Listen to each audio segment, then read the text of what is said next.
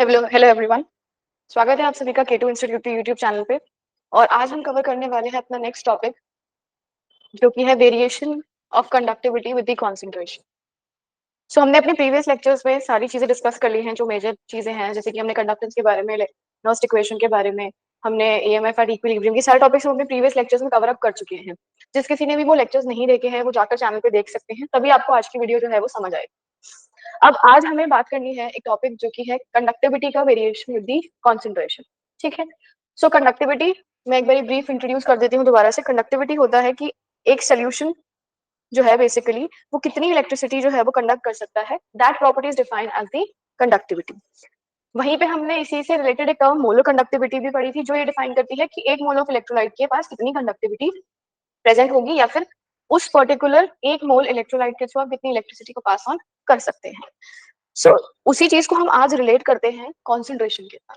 जब हम कॉन्सेंट्रेशन की बात करते हैं, so whenever we are making a solution, so that solution can be defined as a concentrated solution as well as it can be defined as a dilute solution. ठीक है। सो जब dilute की बात आती है या concentrated की बात आती है, so concentrated refers to a solution which has more amount of solute. ठीक है। एक सोल्यूशन जो है वो एक सोल्यूट और सॉल्वेंट को ऐड करके ही बनता है। सो उस पर्टिकुलर सोल्यूशन जिसके अंदर बहुत ज्यादा सोल्यूट एडेड है, उसको कॉन्सेंट्रेटेड सोल्यूशन बोल देते हैं, और जिसके अंदर लेस अमाउंट ऑफ सोल्यूट होता है उसको हम डाइल्यूट सोल्यूशन कह देते हैं। इसको हम सॉल्वेंट के टर्म्स में भी डिफाइन कर सकते हैं, यानी एक सोल्यूशन जिसमें सॉल्वेंट बहुत ज्यादा अमाउंट में है उसको डाइल्यूट कह देते हैं, जिसमें सॉल्वेंट बहुत कम अमाउंट में उसको कॉन्सेंट्रेटेड कह देते हैं। सो सबसे पहले हम बात करते हैं अपनी मोलर कंडक्टिविटी की। सो हमने एक रिलेशनशिप दिया था मोलर कंडक्टिविटी का, and that relationship was defined as lambda m equals to kappa into 1000 upon the concentration, where the word or the term concentration refers to molarity. इसी मेजर रिलेशनशिप को हम आज स्टडी करके ये बता सकते हैं what is the effect of the concentrated or the dilute solution with the conductivity of a solution.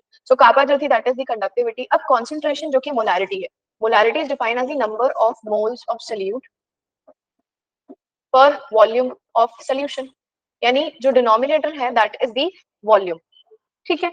अब इसी चीज को अगर हम यहाँ पे लिखें, so we can write it as that molarity is inversely proportional to volume, or we can also call it as the concentration is inversely proportional to the volume. So kappa into 1000 becomes equal to 1 upon V. So lambda m basically directly proportional हो गया हमारे volume of the solution के. This V is basically volume of solution.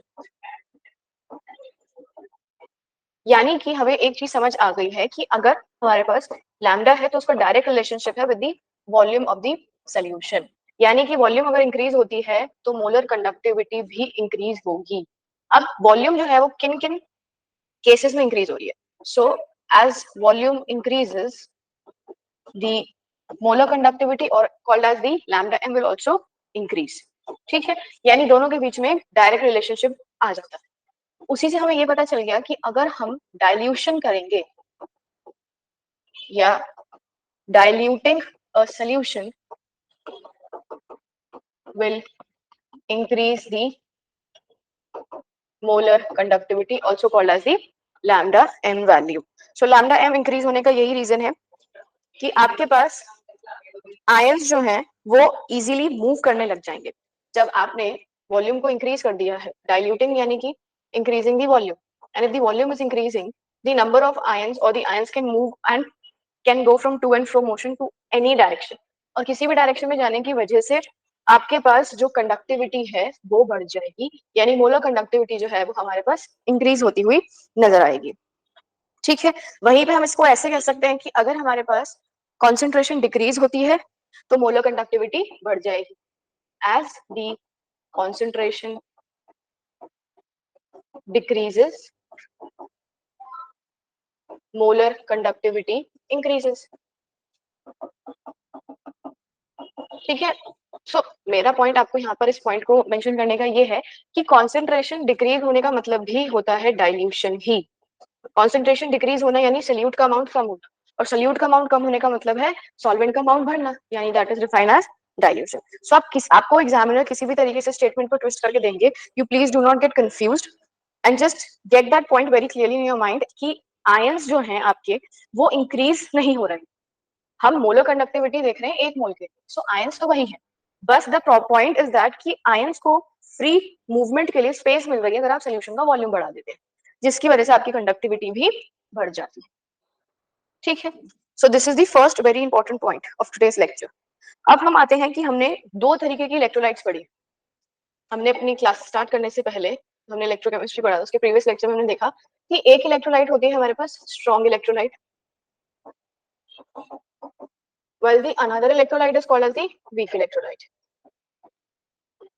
यानी एक ऐसा substance है जिसको आपने सोल्यूशन प्रिपेयर किया है और वो इमीडिएटली अपने आयंस में डिसोसिएट हो जाता है। फॉर एग्जांपल NaCl जो है वो एक ऐसा एग्जांपल है जो कि Na+ और Cl- बना देगा, यानी 100% डिसोसिएट हो जाएगा। वहीं पे ही अगर हम CH3COOH की बात करते हैं, सो that is a weak electrolyte and it dissociates partially यानी कि फ्रैक्शंस में धीरे धीरे वो डिसोसिएट होता रहता है, जिसकी वजह से उसको एक फैक्टर की जरूरत होती है called as the degree of dissociation. So इसी तरीके से हमारा, क्योंकि दो इलेक्ट्रोलाइट्स डिवाइड हो गई हैं, तो इन दोनों इलेक्ट्रोलाइट्स का अलग अलग वेरिएशन है अगर आप इनमें डाइल्यूशन करते हैं विद द मोलर कंडक्टिविटी। और उसके लिए हमारे पास एक ग्राफ है, let us draw that graph. So उस ग्राफ के अंदर क्या है कि कॉन्सेंट्रेशन का स्क्वायर रूट हमने एक्स एक्सिस पे लिया है, while on the y axis we have the molar conductivity। और दोनों ही तरीके की इलेक्ट्रोलाइट यानी strong electrolyte as well as weak electrolytes के लिए अलग अलग कॉन्सेंट्रेशन का एक मोलर कंडक्टिविटी चेक की गई है, और चेक करने के बाद ये देखा गया है कि जो वीक इलेक्ट्रोलाइट है वो एक कर्व के अक्रॉस डिसोसिएट, वेयरएज अगर हम स्ट्रॉन्ग इलेक्ट्रोलाइट्स की बात करते हैं तो स्ट्रॉन्ग इलेक्ट्रोलाइट्स के लिए एक स्ट्रेट लाइन जैसा ग्राफ जो है वो दिखाई देता है, यानी कि NaCl जैसा या KCl जैसा इलेक्ट्रोलाइट है तो इस तरीके से एक स्ट्रेट लाइन मिल रही है। वहीं पे अगर एसिटिक एसिड जैसा एक इलेक्ट्रोलाइट है तो हमें एक कर्व जो है वो दिखता है। अब इन दोनों ही पॉइंट्स को हम क्लियरली समझते हैं।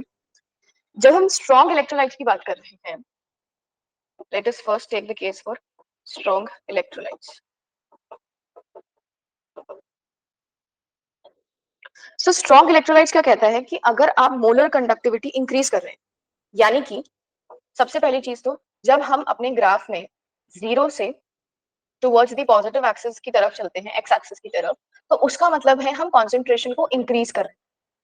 ठीक है, वहीं पे अगर हम इसके ऑपोजिट साइड जा रहे हैं तो यानी कि कॉन्सेंट्रेशन डिक्रीज हो रही है, and that term refers to as the dilution. Concentration कम होने का मतलब है डाइल्यूशन होना। तो इस पॉइंट से हम ये कह सकते हैं कि जब डाइल्यूशन हो रहा है, जब हम अपने ग्राफ में 0 की तरफ अप्रोच कर रहे हैं एक्स एक्सिस पे, तो हमारे पास जो अपना मोलर कंडक्टिविटी है वो इंक्रीज हो रहा है। यानी कि अगर आप इंटरसेप्ट देखेंगे 0 पॉइंट पे, तो this is the point which indicates your value for the lambda M. ये पॉइंट है जब आपके पास 0 कॉन्सेंट्रेशन है, और 0 कॉन्सेंट्रेशन का मतलब है कि 100% डाइल्यूशन कर दिया गया है। ठीक है, यानी कि आप जब डाइल्यूशन कर रहे हैं एक स्ट्रॉन्ग इलेक्ट्रोलाइट के लिए तो आपके पास मोलर कंडक्टिविटी जो है वो इंक्रीज हो रही है। यानी कि we can write a point over here that lambda M increases with dilution for strong electrolyte। ठीक है, and definitely it approaches, or we can call it at concentration equals to 0, which is also defined as infinite dilution। जब आपने solute का amount approximately 0 कर दिया, जो कि possible नहीं होगा, इसीलिए हम उसको बोल देते हैं इनफाइनाइट डाइल्यूशन। उस पॉइंट पे आपकी जो मोलर कंडक्टिविटी है वो मैक्सिमम है, लैम्डा एम इज मैक्सिमम, और उसी पॉइंट को हम डिफाइन करते हैं as limiting molar conductivity. At C equals to 0, lambda m is called as lambda m naught, also called as limiting molar conductivity, conductivity that is limiting the amount of solute or the amount of electrolyte in the solution। ठीक है, dilution जब infinite है यानी solute का amount जो है वो negligibly या 0 की तरफ अप्रोच करता है। ठीक है, तो उस पॉइंट पे आपके पास लैम्डा एम जो है वो लैम्डा एम नॉट के बराबर होता है। ठीक है, अब इसी सब बेसिस के ऊपर we have a equation which is stated as lambda m equals to lambda m naught minus a root c। ये इक्वेशन हमें दी गई है, and that equation is a very famous equation by the scientist Debye, और इसको हम बोलते हैं Debye Hückel Onsager equation.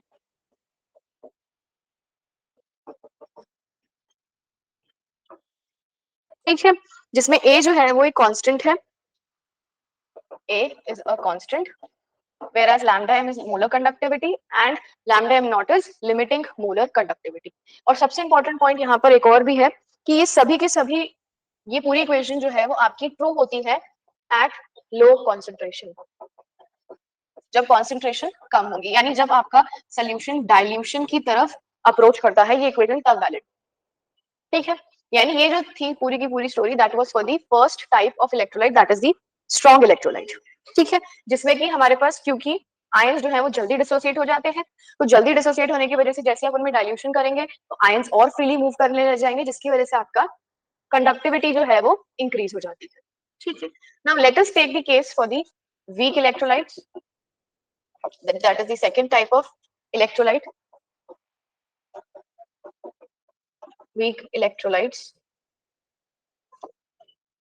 Week electrolytes के लिए क्या है, सबसे पहले तो वीक इलेक्ट्रोलाइट्स एक तरीके से ऐसी इलेक्ट्रोलाइट्स हैं जो पार्शियली डिसोसिएट करें। फॉर एग्जांपल हमने एक इलेक्ट्रोलाइट लिया है एसिटिक एसिड टाइप का, ठीक है, तो वो डिसोसिएट होता है CH3 COO minus plus H plus. अब ये पार्शियली डिसोसिएट कर रहा है, तो अगर इनिशियली जब टाइम 0 था एट t इक्वल्स टू 0, तो आपके पास एसिटिक एसिड का कॉन्सेंट्रेशन जो था वो मैक्सिमम था और एसिटेट आयन और H प्लस आयन 0 अमाउंट पे थे। वहीं पे जब आपका रिएक्शन स्टार्ट हुआ और प्रोसीड होता है टाइम t तक, तो कुछ amount of acetic acid decrease हुआ होगा और कुछ amount of acetate ion as well as H plus ions form हो जाएंगे। So this alpha is basically representing the percentage of the dissociation and hence it is called as the degree of dissociation। क्योंकि हमारे पास एक weak electrolyte, तो weak electrolyte जो है वो small fractions में dissociate होगी और उन्हीं fractions को हम express कर रहे हैं alpha के terms में।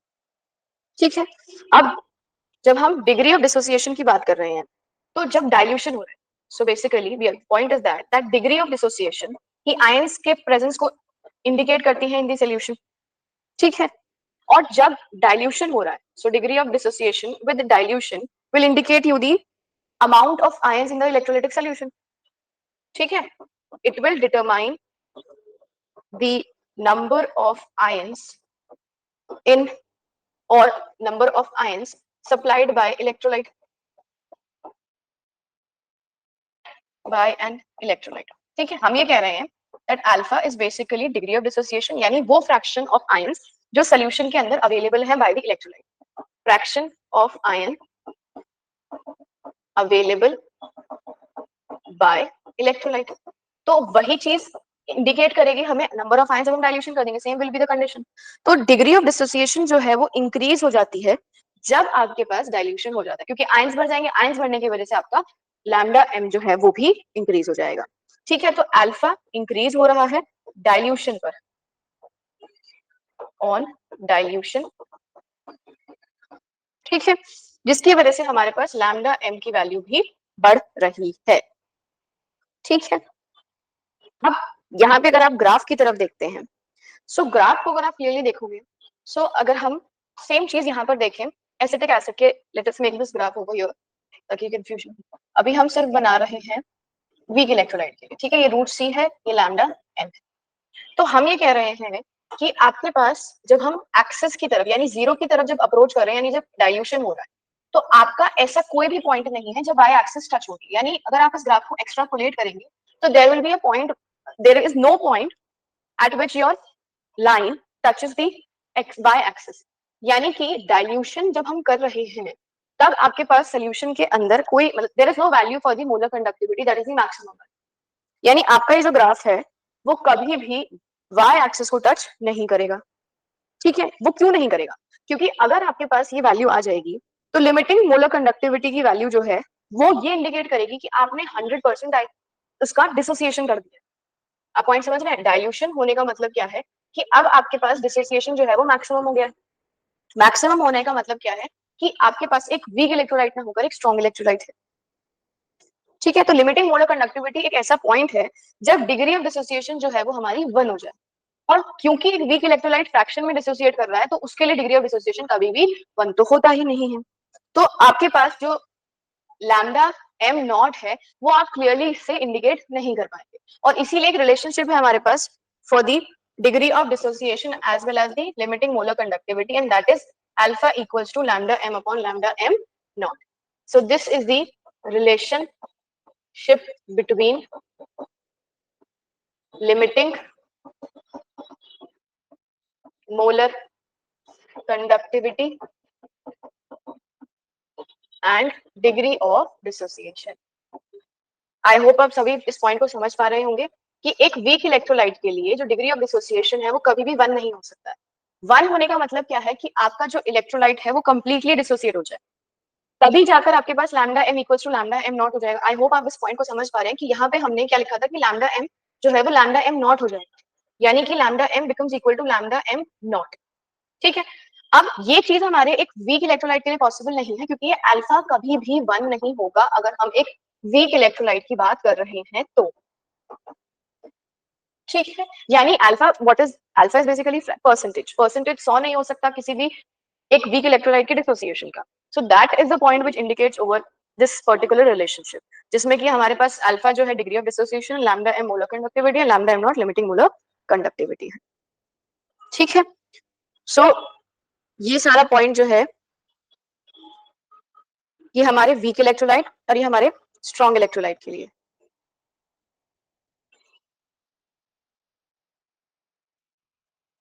ठीक है, सो स्ट्रॉन्ग इलेक्ट्रोलाइट के लिए आपके पास आयंस नहीं बढ़ रहे हैं, बट क्योंकि आपके पास एक स्ट्रॉन्ग इलेक्ट्रोलाइट 100% डिसोसिएटेड रहता है, तो इस वजह से हमारे पास अपनी कंडक्टिविटी जो है वो इंक्रीज हो रही है। अगर मैं कॉन्सेंट्रेटेड सोल्यूशन की बात करूं तो एक स्ट्रॉन्ग इलेक्ट्रोलाइट के अंदर जो इंटर आयनिक फोर्सेज हैं, जो आयन एक दूसरे के ऊपर फोर्स लगा रहे हैं, वो बहुत ज्यादा है। ठीक है, जिसकी वजह से आपका कंडक्टिविटी कम रहती है। लेकिन जब हम डाइल्यूशन कर देते हैं, मोलर कंडक्टिविटी इंक्रीज हो जाती है, क्योंकि आयंस के जो इंटर आयनिक अट्रैक्शंस हैं या जो उनके इंटर कूलम्बिक फोर्सेस लग रहे हैं वो आपके कम हो जाते हैं, जिसकी वजह से कंडक्टिविटी बढ़ जाती है। तो आई होप आपको ये पॉइंट यहाँ पे क्लियरली इंडिकेट हो चुका है। ठीक है, अब हमने एक और टर्म पढ़ी थी which is the specific conductivity.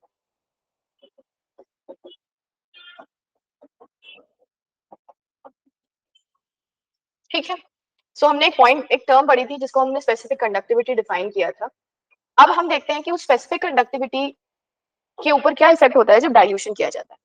ठीक है, सो स्पेसिफिक कंडक्टिविटी जो है वो बेसिकली डिक्रीज हो रही है जब हम कॉन्सेंट्रेशन को डिक्रीज करें, यानी कि specific conductivity decreases as the concentration decreases, और we can write it as concentration decreases, or we can infer the statement as that specific conductivity decreases on dilution. So both these points basically are the replica of each and another. अब ये होता क्या क्यों है, क्योंकि basically जब आप dilution करें, लेट अस सपोज कीजिए आपके पास एक कंटेनर है जिसके अंदर आपने लेट अस से 20 ग्राम का इलेक्ट्रोलाइट आपने डाला है, उसके साथ आपने वी वॉल्यूम डाला। जब आपने डाइल्यूशन कर दिया, सो डाइल्यूशन पे क्या होगा, आपके पास 20 ग्राम्स का ही आपके पास इलेक्ट्रोलाइट प्रेजेंट है, लेकिन उस 20 ग्राम्स के साथ अब आपने जो वॉल्यूम कर दिया है लेटेस्टिक आपने वो 2v कर दी है।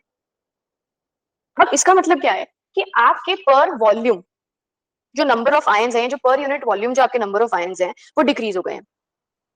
ठीक है, यानी कि on dilution we can say that the number of ions per unit volume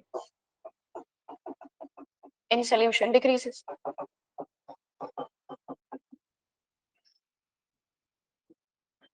ठीक है, जिसकी वजह से हमारे पास क्या है, आपका स्पेसिफिक कंडक्टिविटी जो है वो डिक्रीज हो जाती है।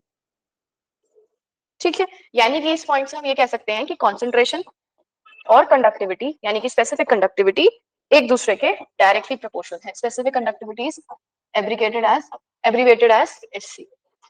ठीक है, तो कॉन्सेंट्रेशन के डायरेक्टली प्रोपोर्शनल हो जाती है हमारी स्पेसिफिक कंडक्टिविटी। ठीक है, सो आई होप ये पॉइंट भी आपको समझ आ गया हो। Now quickly just let us revise what we have studied in today's lecture. हमने स्टार्ट किया था इस पॉइंट से कि कॉन्सेंट्रेशन का क्या इफेक्ट होता है, हमारे डाइल्यूशन का क्या इफेक्ट होता है हमारे मोलर कंडक्टिविटी के ऊपर। सो कॉन्सेंट्रेशन या डाइल्यूशन जो है वो बेसिकली डायरेक्टली प्रोपोर्शनल हो जाता है हमारे मोलर कंडक्टिविटी के।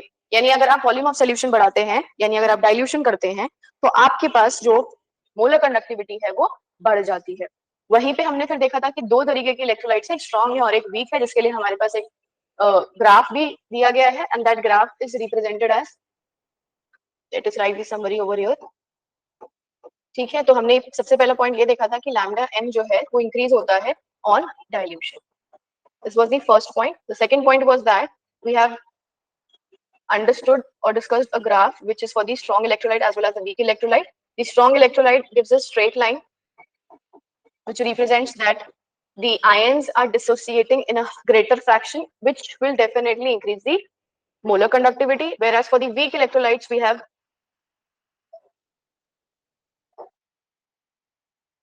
this is for the strong electrolyte, whereas for the weak electrolytes, we have seen there is a curve for the weak. Okay, let us just. This is for the strong electrolyte, whereas this is for the weak electrolyte. Okay, so इसमें हमने ये देखा था कि strong electrolyte के पास क्योंकि dissociation 100% है, तो एक ऐसा पॉइंट आता है इस ग्राफ को एक्सट्रापोलेट करने पर जहां पर ये वाला पॉइंट जो है वो हमें लैम्डा एम नॉट की वैल्यू दे देता है, जबकि आपके पास वीक इलेक्ट्रोलाइट के लिए ऐसा कोई भी पॉइंट नहीं आता है. यानी ये बेसिकली हमारी मोलर कंडक्टिविटी हो जाती है eight infinite dilution. Conductivity eight infinite dilution, जो कि हम सिर्फ और सिर्फ स्ट्रॉन्ग इलेक्ट्रोलाइट्स के लिए ही कैलकुलेट कर सकते हैं. वहीं पे ही फिर हमने एक तीसरा पॉइंट देखा था which is the relationship of specific conductivity with the dilution or with the concentration. So we have stated the point that specific conductivity is directly proportional to the concentration of solution. क्योंकि specific conductivity आपका depend करता है आपके number of ions पे, तो जब आप dilution कर देंगे तो नंबर ऑफ आयंस डिक्रीज हो जाएंगे, जिसकी वजह से आपका स्पेसिफिक कंडक्टिविटी डिक्रीज हो जाती है अगर आप डाइल्यूशन करते हैं. सो आप इस चीज को जरूर ध्यान रखिएगा, कॉन्सेंट्रेशन ज्यादा होने का मतलब है कि सल्यूट ज्यादा है. तो आपको जो एग्जामिनर है, आपका जो पैटर्न है, आपको एक ही तरीके से समझ के चलना चाहिए कि या तो आप डाइल्यूशन वाली टर्म से इन्फर करें स्टेटमेंट्स, या फिर आप इन्फर करें statements by the concentration. So concentration बढ़ाने का मतलब होता है डाइल्यूशन ना करना, और कॉन्सेंट्रेशन कम करने का मतलब होता है कि आप डाइल्यूशन कर रहे हैं. ओके, बाकी आज के लिए हम इतना ही रखते हैं. अगर किसी को कोई भी क्वेरी होती है स्टूडेंट्स, तो प्लीज उसको आप कमेंट सेक्शन में मेंशन कीजिए. प्लीज अपनी वीडियोस को अपना प्यार दीजिए, उन्हें लाइक कीजिए, अपने दोस्तों के साथ उनको शेयर कीजिए. बाकी किसी को भी कोई क्वेरी होती है आप प्लीज उसे कमेंट सेक्शन में मेंशन कर सकते हैं. हम डेफिनेटली आप सभी के डाउट्स क्वेरीज को कवर अप करेंगे. पुरानी वीडियोस जिस किसी ने भी नहीं देखी है वो भी प्लीज जाकर देखिए यूट्यूब चैनल पे, और चैनल को शेयर कीजिए, सब्सक्राइब कीजिए और लाइक कीजिए. Thank you so much. Happy learning.